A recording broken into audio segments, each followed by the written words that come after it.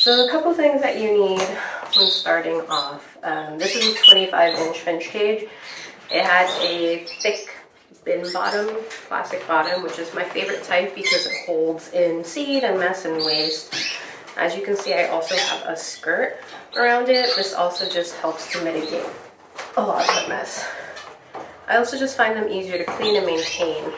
This, in my opinion, is not big enough for a full-time cage for most birds, but as far as long-term temporary holding or anything like that, for rescues, injured birds, and the like, I will use these pretty frequently. I'll put sick birds in here, I'll put breeding birds in here, baby birds in here, and the like. So today's just to show you how I generally set up my cages. You can basically take what I do with this cage and apply it to larger size cages like you might see behind me as well. I have a method to my madness because I set up quite a lot of cages both in my job and at home because I own around 60 birds, large and small. The larger cages I do much differently, but there's definitely a specific method I prefer for my little finch cages. So as you can see, I kind of have a pile of things here. These are like the basic necessities of what you need when setting up a finch cage. To start with, I use liner bottoms. These are technically for people. I buy them in 2 different sizes and I use them in all of my cages. It makes it a lot easier to clean up because I can just roll them up and toss them out. I typically don't like to use my grates with my birds. I can get away with that better with my little birds because they tend to pick less on the bottoms of the cages and bother it less. Whereas my big parrots, they kind of like to chew, so they have to have their grates. The reason I don't like to use grates is it's just that there's a lot less scrubbing involved, especially when I have around, give or take, 15 cages to clean. It just makes it a little bit quicker. That is one of the benefits of having something like an outdoor aviary, is that you either don't have to wash it or you can spray it down, or a lot of people will turn over the mulch instead so that it can be broken down by detritivores. I don't know if I pronounced that right. Anyway, so some things that I have here today are pretty much all of my bird's favorite perch. It's a perch by TCF. I believe most of these are Italian and European brands, so they're all imported into the US where I am. This cage is also imported into the US. A lot of bin bottom cages in the US have this one feature I don't love where they angle inwards. So if you have a perch on the edge and it angles in, when the birds poop, they poop on the edge. It kind of drives me crazy. I also prefer them not to have trays because I find the trays just make things more messy. I'd rather just take the whole top off. Anyway, after that tangent, so this is most of my birds' favorite perch, including my big birds actually. I obviously wouldn't give this as a perching perch for my big birds, but they like to chew it because it's kind of rubbery, has a lot of give and bounce. It's also variable in width, so they get decent foot exercise depending on where they land on the perch. It has 2 options for bar thickness, so thinner bar or thicker bar, but really it's not going to work for anything made for say like a larger parrot, a medium to larger size parrot like my African gray or something like that. It's just not going to fit on their cages. So we want to be mindful of the doors on our cages. This has doors here and it has doors here. The side doors are for nests or for bathtubs or whatever else. With the front doors, you don't want to block them with the perches. A lot of people make probably one similar mistake when putting their cages together, and it's that they put the perches way too high up. And when I say that, I mean they're putting them like up here. So the problem when you put your perches up here is that your bird has no headroom. When they have no headroom, they can't fly. At the same time, birds don't want to be low down. You'll find that a lot of the times, if you have one perch that is higher than the rest of your perches, they all want to be on that perch. So if you have a whole colony of birds, you'll hear them fighting at nighttime because around 8 of them are going to want to fit onto one perch and they just won't fit. So what I recommend is having 2 or more perches at the highest points of the cage. Because of the way they fly back and forth, if you decide to put your highest perch, say, in the center of the cage, you run into a very similar issue where it blocks them. You want to have the center generally free and clear for them to fly back and forth between. So because of that, I recommend, it also depends on bird size. Today I'm going to be setting up for something like a Golden finch. It's probably about not tall. So typically I recommend keeping your perch with a decent amount of headroom. Usually that means I'll put it under the first bar of this cage. It will change depending on what cage you are using.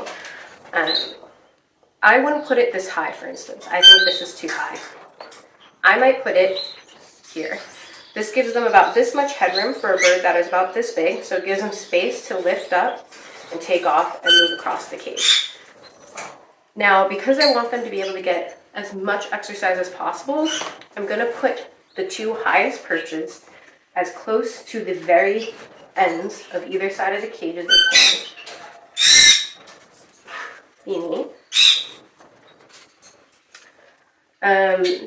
So this allows them to fly back and forth and get the maximum amount of exercise. The thing you don't want to do is put it too close to the end. What happens then is they end up smacking their tail or not having enough room to turn around in. Just going to get Beanie out because she's going to cry this whole time. Come on, back. Off the door. Thank you. Come. You going to come help me?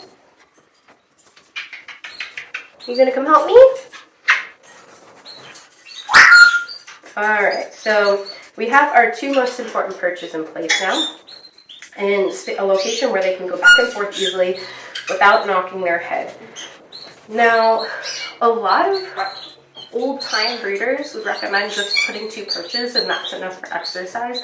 In my personal opinion, I just don't agree. The more perches you give a bird, the more perches they will use. The more space you give a bird, the more space they will use. So I recommend, I have a couple of options here. I recommend putting in, I usually put at least 1 more bendy perch in. They really love these perches. When given the option, they often will choose this perch over most other perches. And I'll put this lower down, or even sometimes I'll put it way down in the center. Now this also offers an escape. So for instance, if birds are up top practicing flying and other birds want to relax or not have to deal with the annoyances of the other birds, they might go down here, sit, and not be bothered. Especially because even if they're sitting up here and not in the way, a lot of other birds when they're flying get excited and they'll actually knock the other birds off the perches or space. So they just get a little bit heightened. So we'll put this. Again, I have a lot of doors in this cage, probably more than, I mean, I don't use most of these doors in all honesty. I do love this cage though. We'll put another perch, say here. Let's see. So we'll put another perch there. This is a pretty good start. I like to have probably around 4 perches in a cage. We have these shorter perches, and then these even shorter perches. I like the shortest perches to be used as like a feeding area. So I'll often put them on a door like this because you are still able to open the door around the perch. So most of my doors will have small perches like this. And then on top of that, I'll get little food bowls for the door. It doesn't have to be this exact one. This one's also dirty. I just stole them from wherever I could get them for this. And I'll attach them to the door like this. So they're very easy to fill.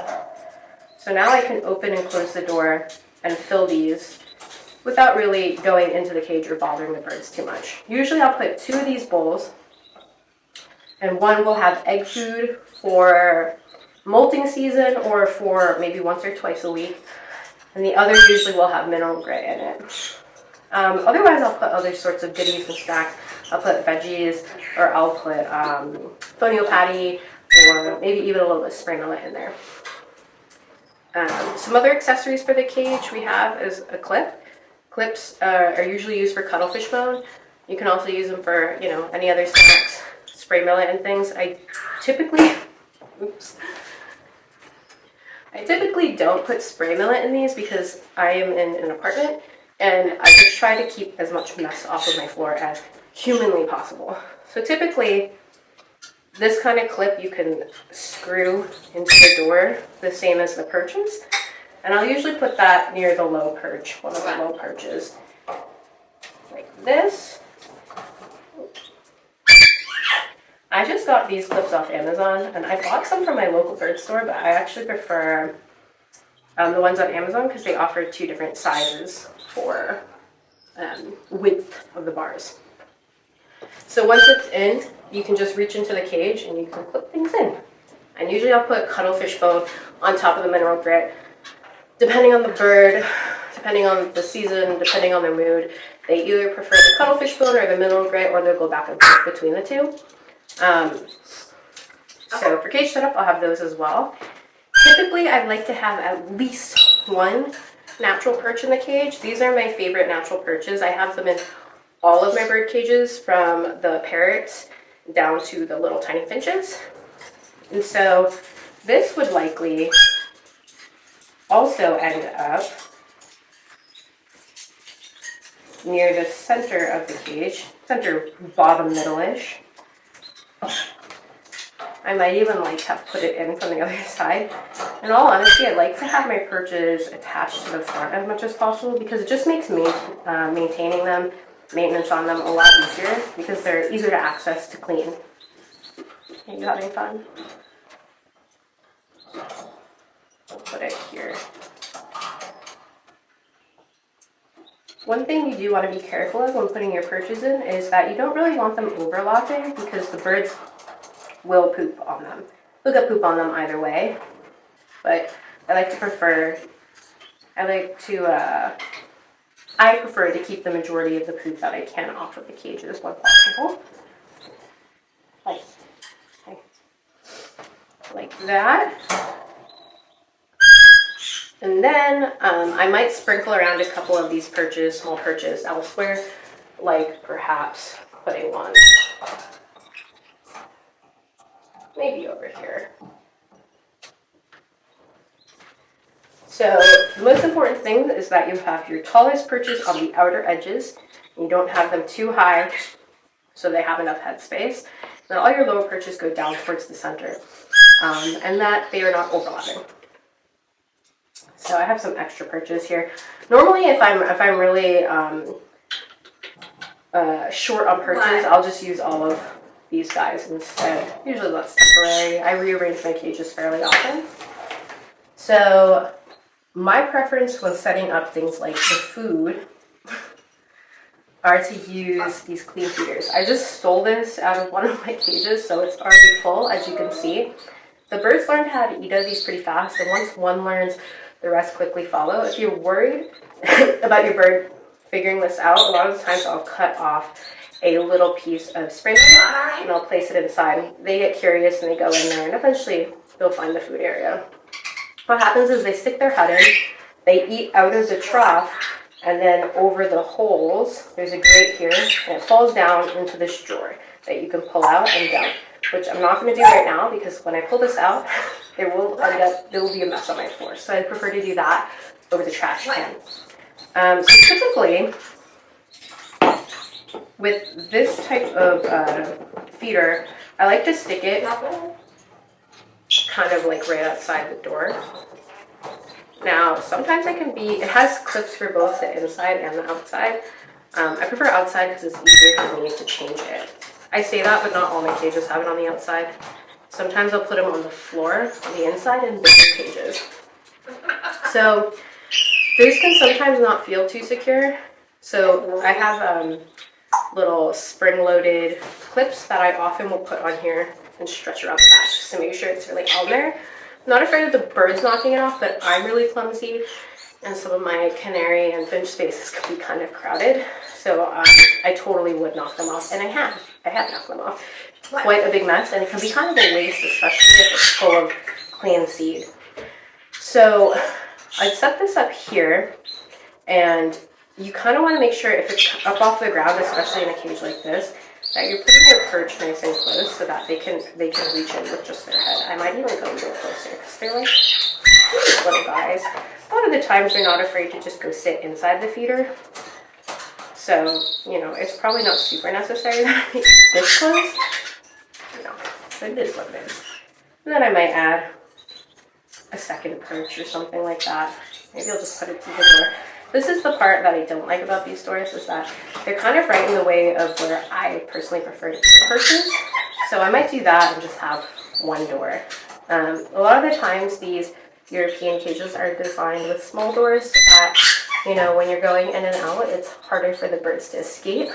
For me, I personally would just rather have a bigger door and have easier access to the insides of the cages, because I'm in and out quite a bit with my birds.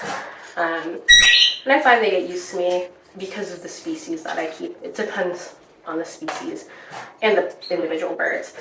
So this might be what my base setup would look like now. Obviously, you would have your paper lining at the bottom. I prefer to use the plastic drinkers. They just keep the water a little cleaner and last a little bit longer. I mean, they'll bathe in it and they'll wash the water out. And it's going to be a mess either way. But I'll stick those up near the front on the side. And it's very easy to see from the front that they just have water, or they don't have water, or it's dirty, or whatever else. I have clear and colored. The reason that there are blue colored ones is because the UV will encourage bacteria or algae to grow in your water, and so when it has a tint to it, it just keeps a little bit of that UV out of the water. Personally, my cages don't get that much sunlight, so the clear ones tell me if the water is clean or dirty faster. In all honesty, I probably change the foods and waters at least every other day. Sometimes it's every day. It just depends on what they're getting in their water as well, because I put a lot of their vitamins, their calcium, or their treatments if they're having issues like bowel issues, coccidiosis issues, things like that. So this is probably most of what most people would do in totality. I kind of prefer to give my birds toys, my little birds toys. So I buy in packs these raffia tassels, and you can actually see that these are chewed on. These short little pieces have been chewed on. This keeps my birds from picking on each other, and actually it keeps them pretty entertained as well. I also have little parakeet toys I pick up from Petco for a couple bucks each that the birds really enjoy as well. Like my goldfinches really like to play with toys because they're very busy. The goldfinches also have a lot of hanging fake plants that they like to play in. So it depends on the species of bird, but I found that all of my birds seem to really enjoy fake plants to rip on and raffia tassels to pull on for the nesting material.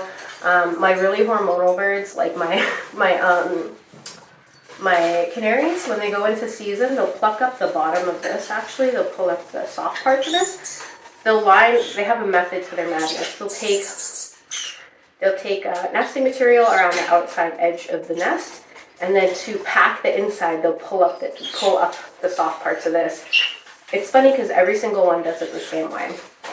Anyways, that's off topic, but just a little thing to keep an eye out for when you are keeping your birds.